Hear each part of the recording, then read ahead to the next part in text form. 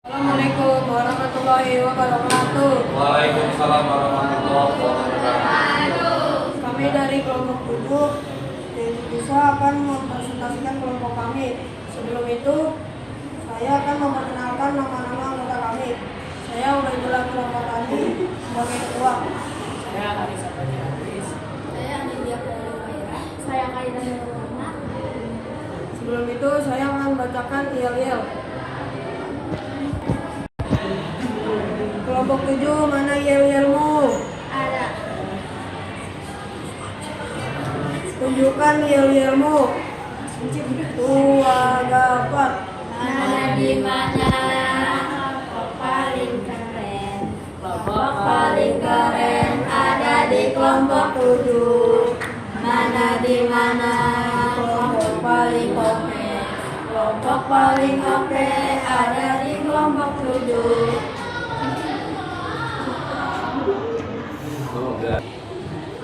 Kami akan memulai presentasi kami, yaitu dimulai dari saya. Berpikir komputasional. Berpikir komputasional adalah kerangka dan proses berpikir yang mencakup perangkat keras, perangkat lunak, dan penalaran mengenai sistem dan persoalan.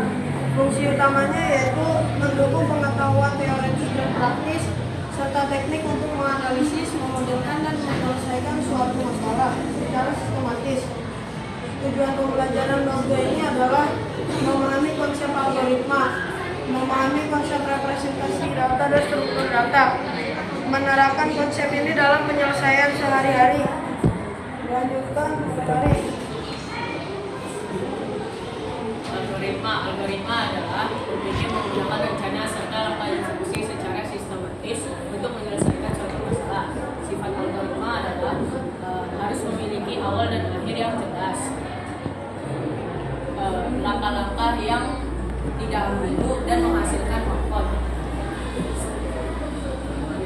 Selanjutnya ada contoh, yaitu menyusun algoritma gelang manik-manik. Langkah pertama, siapkan bahan, tali dan manik-manik. Langkah kedua, ambil satu manik-manik merah, masukkan ke dalam tali. Langkah kedua, ambil manik-manik biru, masukkan ke dalam tali. Lalu ulangi langkah kedua sampai ketiga, sampai panjang yang diinginkan. Ada penekanan, yaitu langkah yang berbeda, maka hasilnya akan berbeda juga. Selanjutnya ada efisien. Efisien adalah tepat atau sesuai untuk mengerjakan sesuatu tanpa membuang-buang waktu, tenaga, dan biaya. Efektif adalah membawa hasil atau berhasil guna. Nah, apa hubungan algoritma dengan kedua ini? Yaitu algoritma yang baik harus mencapai tujuan atau efektif dengan sumber daya yang seminimal mungkin atau efisien.